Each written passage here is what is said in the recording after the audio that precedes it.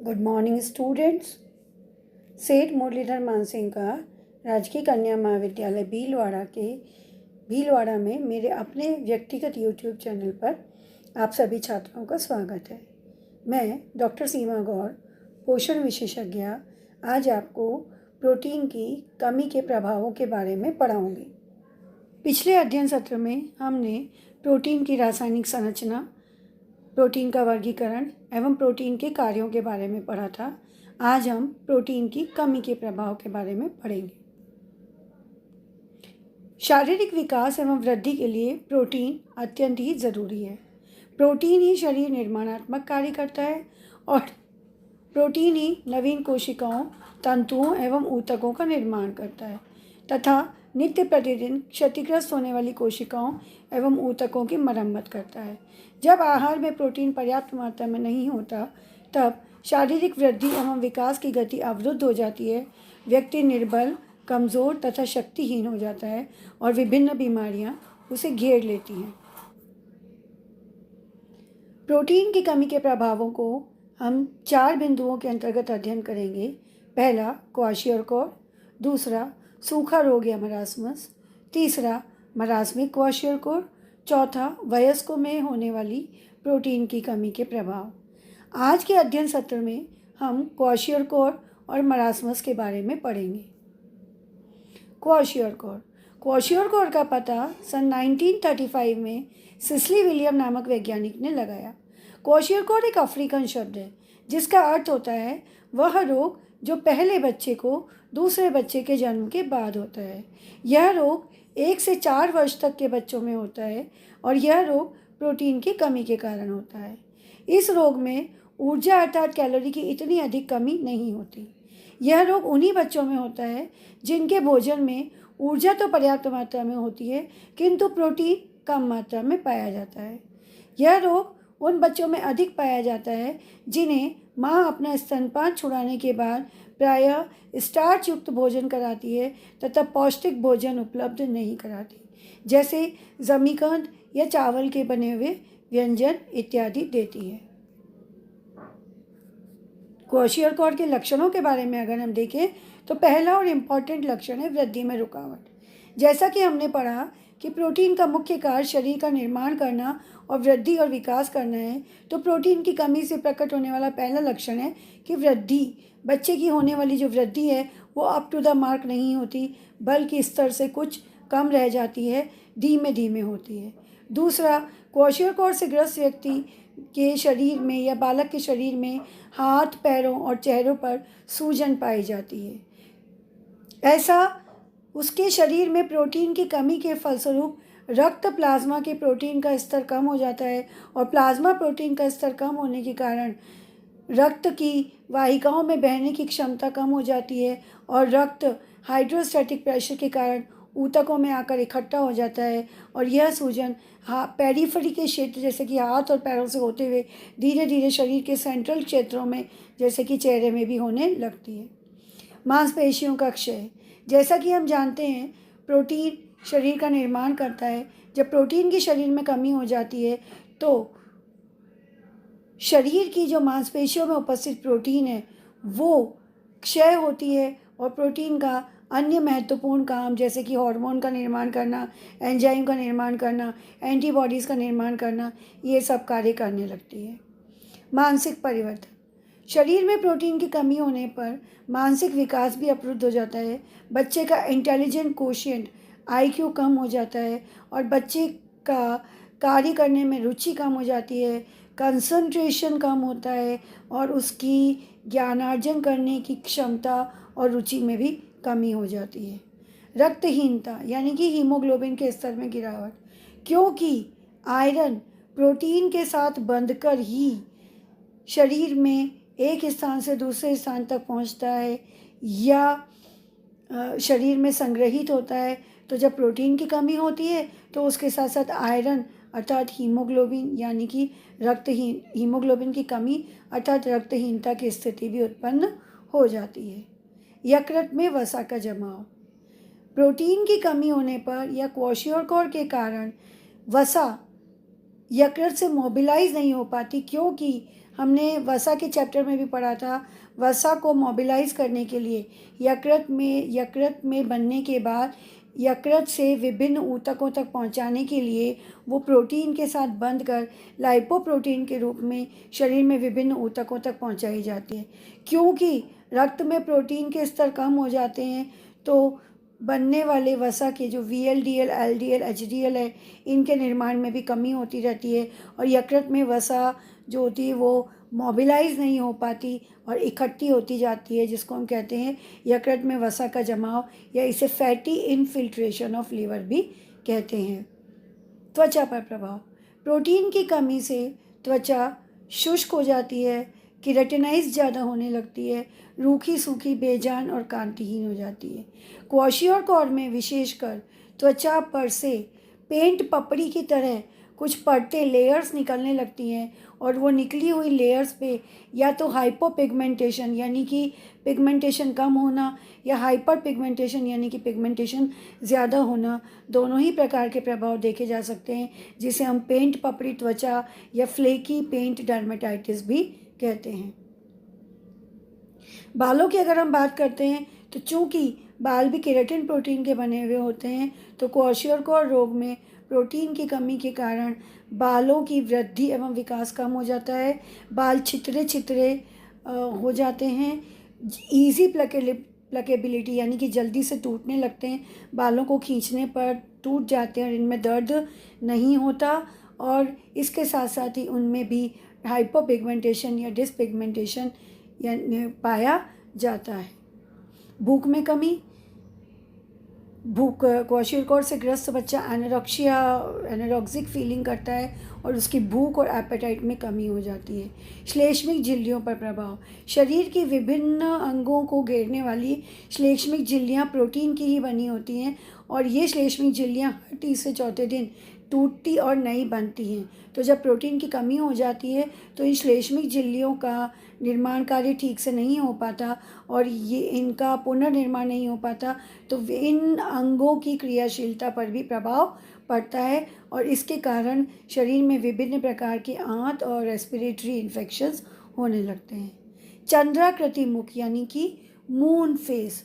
चूँकि क्वाशियोरकॉर में plasma albumin की कमी के कारण, प्लाज्मा एल्ब्यूमिन के स्तर गिर जाने के कारण पानी जो है वो रक्तवाहिनियों से निकल कर फ्लूइड जो है वो रक्तवाहिनियों से निकल कर टिश्यूज़ में इकट्ठा हो जाता है और एडिमा यानी कि सूजन हो जाती है, और यह सूजन जब चेहरे के हिस्से में होती है तो चेहरा गोल मटोल और मून जैसा, चंद्रमा के जैसा दिखाई देता है, जिसे हम मून फेस कहते हैं।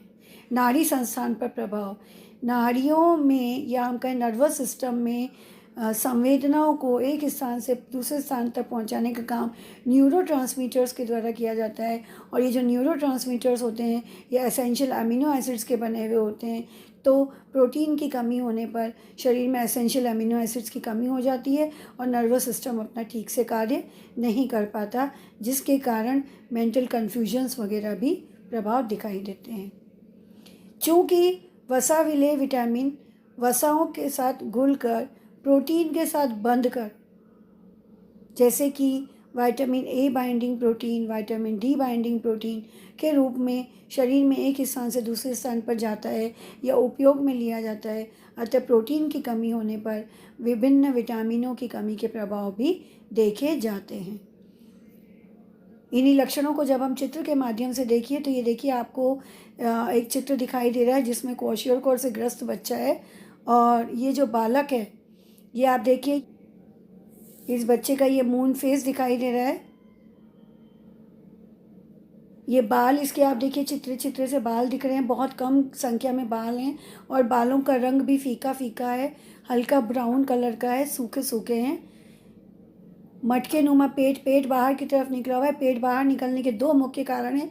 एक तो इस हिस्से में उपस्थित लीवर का एनलार्जमेंट होना वसा के जमाव के कारण, और दूसरा ऊतकों में पानी का भर जाना। क्वाशियोरकॉर का मुख्य इंपॉर्टेंट लक्षण है पॉट बेली और मून फेस। मांसपेशी क्षति जो कि शरीर के ऊपरी हिस्से यानी कि ऊपरी अर्धबाहु में ज़्यादा अच्छे से दिखाई देती है। शरीर में सूजन के कारण जो हिस्सा है वो बच्चा देखने में स्वस्थ लगता है, किंतु ये जो ऊपरी मध्य भुजा है इस हिस्से पर मांसपेशियाँ अधिक होने के कारण यहाँ पर मांसपेशी क्षति दिखाई देती है। दुबले पतले हाथ पैर आप आराम से देख सकते हैं इस बच्चे के दोनों के।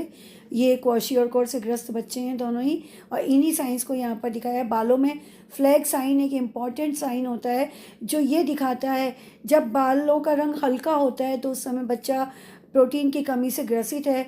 फिर वापस जब प्रोटीन की कमी हम पूरी कर देते हैं, उसको अच्छा पौष्टिक भोजन देते हैं, तो कुछ समय के लिए उसमें बालों में अच्छा रंग आ जाता है, रेड ब्राउन कलर आ जाता है। जो आप देख रहे हैं ये red brown colour flag sign में दिखाया है, और वापस डिसपिगमेंटेड स्किन दिखाई गई है बालों की। एपैथी या इरिटेबिलिटी ये व्यवहार का लक्षण है। प्रोटीन की कमी के कारण जब मानसिक विकार उत्पन्न होते हैं तो बच्चा बहुत ही उदासीन और चिड़चिड़ा सा हो जाता है। एनीमिया यानी कि रक्त की कमी, फैटी लीवर यानी कि यकृत में वसा का जमाव होना और यकृत का आकार बढ़ना, villous atrophy of the small intestine और जिसके कारण डायरिया।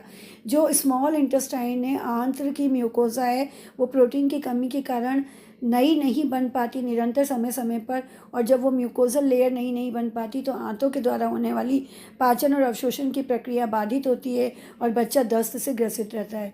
डर्मेटाइटिस जिसके बारे में मैंने बताया, फ्लेकी पेन डर्मेटाइटिस दिखाई देता है। ये पैरों में सूजन या एडिमा है, और ये डिसपिगमेंटेशन ऑफ द स्किन, कहीं कहीं पर से स्किन डिसपिगमेंट होने लगती है। ये देखिए मसल वेस्टिंग को यहाँ दिखाया गया है इस चित्र के माध्यम से, जो मैंने आपको पहले भी बताया। ऊपरी मध्य भुजा के घेरे में मसल वेस्टिंग पाई जाती है, और ये हेयर चेंजेस।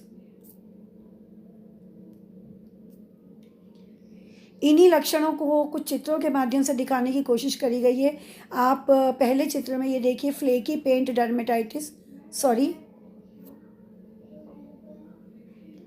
पहले चित्र को आप देखिए, फ्लेकी पेन डर्मेटाइटिस, पेन पपड़ेनुमा त्वचा जिसमें से जो हिस्से निकल गए हैं स्किन के केराटिनाइज होकर वो हाइपोपिगमेंटेड है, उनमें लेयर रंग कम दिखाई दे रहा है। और इसी पैर के नीचे के हिस्से में आप देखिए स्वेलिंग आपको दिखाई दे रही होगी, चेहरे पैरों में सूजन बहुत ज़्यादा है। ये साइड का ये चित्र देखिए जिसमें मटके नुमा पेट बाहर निकला हुआ है बहुत ज़्यादा, लीवर के बढ़ने के कारण और फ्लूइड के जमा होने के कारण। इधर नीचे वाले चित्र में आप देखिए बालों का छितरा छितरा, रूखा सूखा और ड्राई होना, और साथ साथ हाइपोपिगमेंटेशन। यहीं चौथे जो सेंटर का चित्र है इसमें आपको बालों के डिसपिगमेंटेशन के साथ साथ आँख के चित्र को ध्यान से देखिए। इसमें बाइटॉट स्पॉट जो कि विटामिन ए की कमी की वजह से होता है वो साथ में एसोसिएटेड दिखाया है। इसमें लिखा भी है PEM चाइल्ड विद स्पार्स यानी चित्रे हुए, डिसपिगमेंटेशन यानी कि हेयर में से पिगमेंट्स निकले हुए हैं, कलर बीच बीच में से निकला हुआ है, और इसके साथ साथ बाइटॉट स्पॉट का धब्बा इस बच्चे में दिखाई दे रहा है चूँकि विटामिन्स की डेफिशिएंसी भी साथ में एसोसिएटेड होती है। तो ये जो क्वाशियोरकोर रोग है इसमें ये विभिन्न तरह के लक्षणों को अलग अलग चित्रों के माध्यम से दिखाने का प्रयास किया है। ये दो बच्चों के चित्र दिखाए हैं, दोनों बच्चे एक ही हैं। पहला चित्र जो है वो क्वाशियोरकोर से ग्रस्त है। ट्रीटमेंट से पहले आप इसके सूजे हुए हाथ पैर, मुंह, फेस देख सकते हैं, मांसपेशी क्षति देख सकते हैं ऊपरी मध्य भुजा के घेरे में। और यही बच्चा जब इसको ट्रीटमेंट दे दिया तो ट्रीटमेंट के बाद रिकवर्ड चाइल्ड दिखाया है। कितना प्लेजेंट ये बेबी दिखाई दे रहा है। हम आगे बढ़ते हैं मरासमस या सूखा रोग की तरफ। जैसा कि नाम से ही ग्रसित है, सूखा रोग यानी कि बच्चा सूख कर कांटा सा हो गया है। सूखा रोग ग्रीक भाषा का शब्द है जिसका अर्थ है व्यर्थ होना, मीन्स टू वेस्ट। चूँकि इस रोग में मसल्स या मांसपेशियाँ बहुत ज़्यादा अत्यधिक मात्रा में व्यर्थ हो जाती हैं, वेस्ट हो जाती है, क्षय हो जाती हैं, इसलिए इसका नाम ही पड़ा है सूखा रोग। जब बालक के आहार में प्रोटीन और ऊर्जा दोनों की ही कमी हो जाती है तब सूखा रोग हो जाता है। यह रोग प्रायः 6 माह से अधिक एवं 2 वर्ष से छोटे शिशु को होता है और अधिकांशतः निर्धन वर्ग के बच्चों को होता है जिनके आहार में न केवल प्रोटीन की कमी होती है बल्कि ऊर्जा का भी बहुत हद तक अभाव होता है। मरासमस रोग का सबसे बड़ा और मुख्य कारण है प्रारंभिक अवस्था में जल्दी ही माँ का दूध चुरा देना तथा दूध चुराने के पश्चात उचित एवं पौष्टिक आहार नहीं दिया जाना। इस रोग के कारण अगर हम बात करें तो माँ का जल्दी जल्दी गर्भ धारण करना और 2 बच्चों में 3 वर्ष का अंतराल नहीं रखा जाना। जब बच्चों में अंतराल कम होता है तो निश्चित रूप से पहले बच्चे का स्तनपान माँ जल्दी ही छुड़ा देती है, क्योंकि उसको दूसरा बेबी उसके गर्भ में पल रहा है, जिसके पालन पोषण के लिए उसे माँ से न्यूट्रिशनल या पोषण ज़रूरी है। दूसरा, माँ का गंभीर बीमारी से ग्रस्त होना, ऐसी कोई बीमारी जिससे कि वह शिशु को स्तनपान नहीं करवा पाए या जल्दी छुड़ा दे। तीसरा, माँ का गंभीर कुपोषित होना। जब माँ गंभीर कुपोषित होगी तो उसको दुग्ध इतनी अच्छी मात्रा में नहीं बनेगा कि वो बच्चे का अच्छे से पालन पोषण कर सके।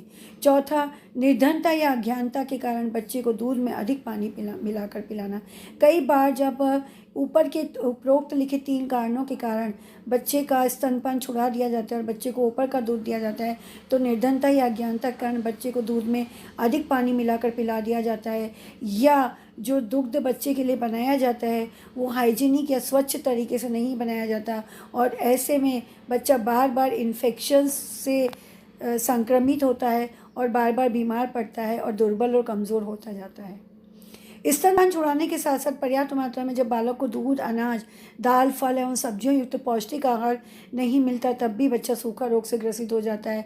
या अत्यधिक गरीबी और भूखमरी के कारण जब बच्चे को भर पेट खाना ही नहीं मिल रहा, तब हम पौष्टिक और संतुलित भोजन की बात तो कर ही नहीं सकते।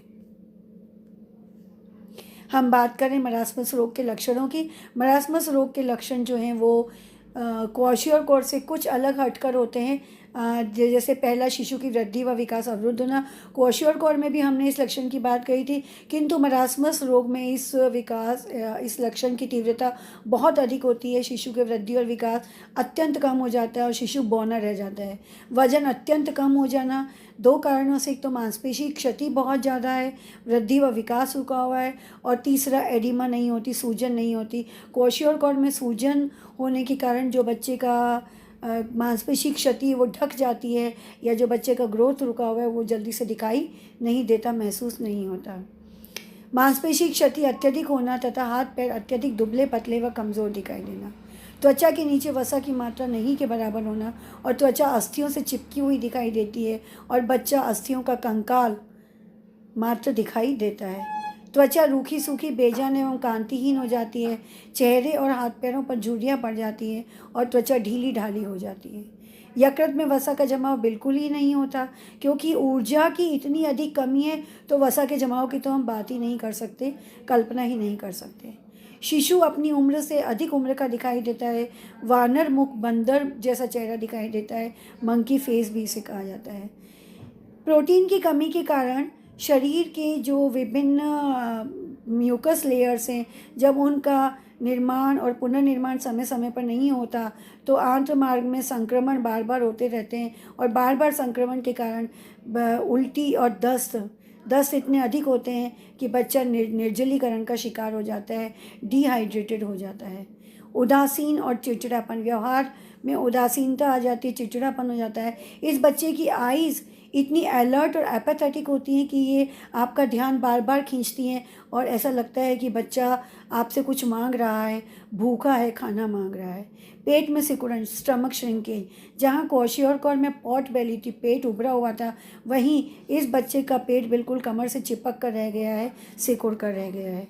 आइए अब हम मरासमस रोग से ग्रसित कुछ बच्चों के पिक्चर्स देखें।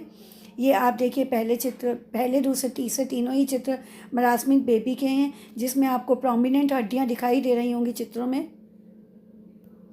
ये देखिए, इस चित्र में प्रोमिनेंट बोनी स्केलेटन दिख रहा है, रिब्स दिखाई दे रही हैं, इसकी भी रिब्स दिखाई दे रही हैं। चेहरा बिल्कुल बड़े बूढ़ों के जैसा चेहरा दिखाई दे रहा है, मंकी फेस जिसको हम कह सकते हैं। मांसपेशी क्षति हाथ पैरों की आप देखिए कितनी अधिक है कि बच्चा एकदम दुबला पतला है। स्किन बेहद ढीली ढाली और झुर्रीदार स्किन दिखाई दे रही है बच्चे की। पेट आप देखिए कमर से चिपका हुआ, इस बच्चे का पेट थोड़ा सा उभरा हुआ दिख रहा है, बाकी मरासमस में प्रायः पेट कमर से चिपका हुआ अंदर की तरफ धंसा हुआ रहता है। बालों का शुष्क और ड्राइनेस दिखाई दे रही है। और आईज़ आप देखिए, दोनों बच्चे जो कि सामने की तरफ देख रहे हैं वो इनकी आईज़ कितनी अलर्ट दिख रही हैं। एपैथेटिक बिहेवियर है, बच्चा भूख से ग्रसित है और डिमांडिंग बेबी है और खाने की भूख इसको बहुत ज़्यादा है। ये एक देखिए मरासमस सूखा रोग से ग्रसित एक और बच्चा, इसमें रिंकल्ड स्किन, बोनी अपीयरेंस, मसल वेस्टिंग बहुत ज़्यादा बच्चे की दिखाई दे रही है। और आइज़ आप देखिए कितनी ज़्यादा बड़ी बड़ी और अलर्ट है, बच्चे का ध्यान आपकी तरफ खींचती हैं कि मुझे कुछ चाहिए, मैं भूखा हूँ, मुझे ध्यान देने की ज़रूरत है। क्वार्शियरकोर और मरासमस के अलग अलग लक्षणों को देखने के बाद इनमें अंतर पे अगर हम एक निगाह डालें तो दोनों ही रोग में वृद्धि और विकास में रुकावट देखी जाती है, लेकिन क्वार्शियरकोर में जहाँ वृद्धि और रुकावट कुछ कम हद तक है, वहीं मरासमस रोग में वृद्धि में रुकावट इतनी ज़्यादा है कि बच्चा बौना रह जाता है। ये जो प्लस के साइन दिखाई दे रहे हैं इस चित्र में, ये जो है तीव्रता को दर्शा रहे हैं कि वृद्धि में रुकावट कितनी ज़्यादा तीव्र है। प्लस से लेकर डबल प्लस तक और बौनापन 4+ तक, यानी कि बहुत अधिक तीव्रता है। वजन में गिरावट प्लस सिंगल साइन से डबल प्लस तक है, वहीं मरासमस में वजन में गिरावट 4 टाइम्स प्लस तक है। क्योंकि इसके 2 कारण मैंने पहले भी बताया। वजन में गिरावट क्वार्शियरकोर में कम इसलिए भी दिखाई देती है कि एक तो उसमें सूजन के कारण वो वजन में गिरावट दब जाती है, और दूसरा ऊर्जा की इतनी अधिक कमी नहीं है। लेकिन मरासमस में ऊर्जा की बहुत अधिक कमी होने के कारण जो भी कोई शरीर में संग्रहित ऊर्जा वसा के रूप में होती है, वो भी उसके आधारी उपापचय कार्यों के लिए काम में आ जाती है और वजन निरंतर कम होता जाता है। क्वार्शियरकोर में सूजन पाई जाती है, वहीं मरासमस में सूजन नहीं होती और निर्जलीकरण की अवस्था देखी जाती है। क्वार्शियरकोर में प्लाज्मा एल्ब्यूमिन का स्तर कम होता है, लेकिन मरासमस में प्लाज्मा एल्ब्यूमिन का स्तर सामान्य है। क्वार्शियरकोर में मांसपेशी क्षय +1 से लेकर 2+ साइन तक है, मरासमस में ये बहुत अधिक है। क्वार्शियरकोर में वसा का जमाव देखा जाता है, मरासमस में वसा का जमाव नहीं है, फैटी लीवर नहीं है। क्वार्शियरकोर में मून फेस है, वहीं मरासमस में मंकी फेस पाया जाता है, वानर मुख पाया जाता है।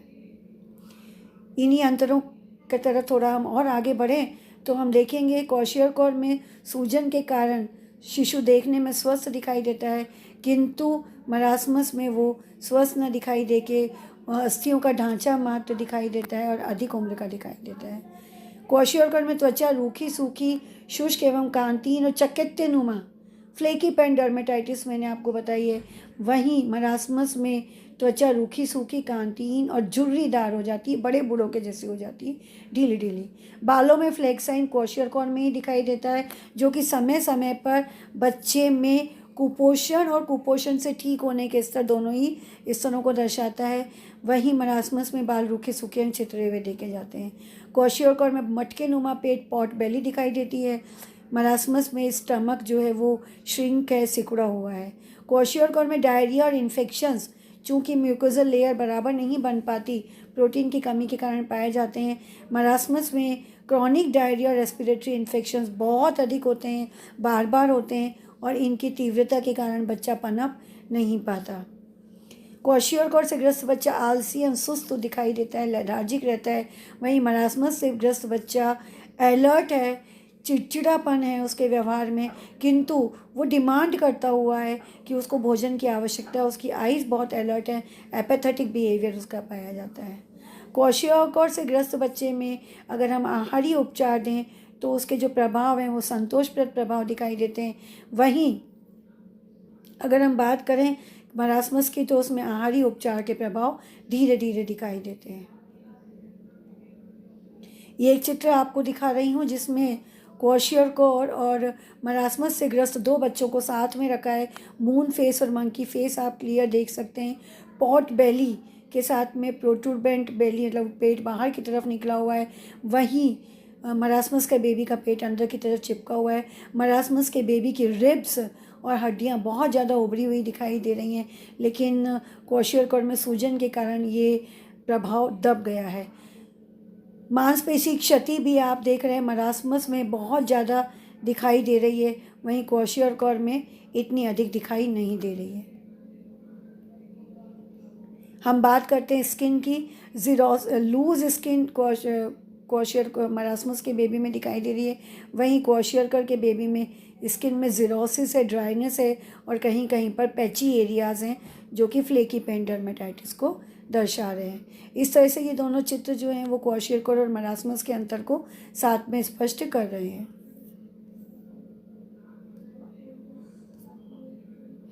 मुझे आशा है कि आपको ये प्रस्तुतिकरण भली भांति समझ में आ गया होगा।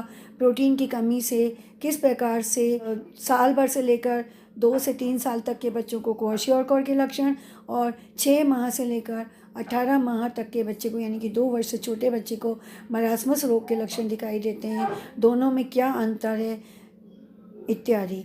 अगले अध्ययन सत्र में हम मरासमिक क्वाशियोरकॉर, बड़ों में होने वाले प्रोटीन की कमी के प्रभाव और प्रोटीन की कमी से उपचार के बारे में अध्ययन करेंगे। धन्यवाद।